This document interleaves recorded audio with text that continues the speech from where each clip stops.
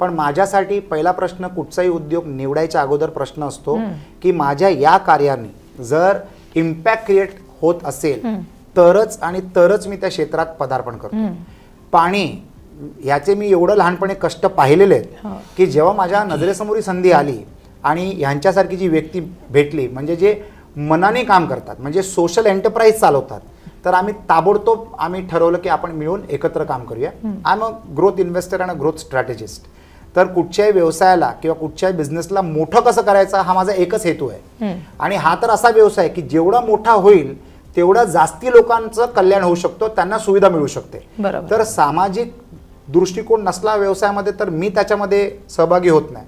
जेवढे बिझनेसेस मी करतो, मग ते पाटील काकी म्हणा किंवा सांते स्पा कुझिन म्हणा किंवा अफोर्डेबल हाऊसिंग म्हणा किंवा कम्प्युटर एज्युकेशन म्हणा किंवा कुठचंही एज्युकेशन म्हणा, जर ते सामाजिक इम्पॅक्टचं कार्य नसलं तर मी त्याच्यामध्ये सहभाग घेत नाही. तर हे एक असं कार्य आहे, वॉटर, सॅनिटेशन आणि ग्रेन स्टोरेज, ह्या अशा गोष्टी आहेत ना की खरोखर मनाला समाधान वाटतं की आपण जे कार्य करतोय, प्रॉफिट कमवणं गरजेचं आहे. समाज बांधण्यासाठी चांगल्या हातांमध्ये पैसा पोचला की ते अजून समाज बांधू शकतात.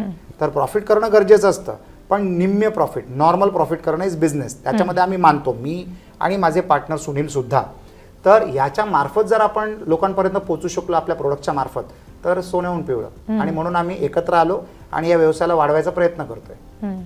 मात्र अजून असा जो दुष्काळग्रस्त भाग आहे, तिथले नागरिक असतील किंवा शेतकरी असतील, जे अन्नधान्य पिकवतायत मात्र त्यांना ते कुठे साठवायचं हे कळत नाही, अशा शेतकऱ्यांना, दुष्काळग्रस्त भागातल्या नागरिकांना तुम्ही काय संदेश द्याल, काय सांगाल या मुलाखतीच्या माध्यमातून?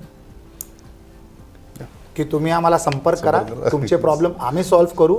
आणि तुम्ही देखील म्हणजे या जगामध्ये भरपूर रिसोर्सेस असतात, ते रिसोर्सेस आपलेच असले पाहिजे असं नसतं. जे मी कॉन्सेप्ट सांगितलं ना की कस्टमर वेगळा असू शकतो आणि कंझ्युमर वेगळा असू शकतो. जर तुमचे हे प्रॉब्लेम असतील वॉटर स्टोरेजचं किंवा फूड ग्रेन स्टोरेजचं, तर तुम्ही आम्हाला संपर्क करू शकता आणि आम्ही तुम्हाला सांगू शकतो की कोण तुम्हाला याच्यामध्ये आर्थिक दृष्टिकोनातून मदत करू शकतो आणि प्रोडक्टच्या मार्फत आम्ही तुम्हाला कशी काय मदत करू शकतो. तर it can become a triangular facility where somebody will pay for it, we will install it आणि समबडी विल कन्झ्युम इट. अशा पद्धतीनेच असं इन्फ्रास्ट्रक्चर उभारलं जातं, राबवलं जातं आणि बांधलं जातं.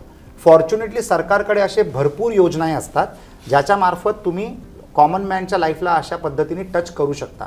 पण ते कोणीतरी पुढाकार घेतला पाहिजे, संपर्क साधला पाहिजे आणि आम्ही त्यांना सांगू शकतो की कुठच्या यंत्रणेकडनं तुम्हाला काय मदत मिळू शकते.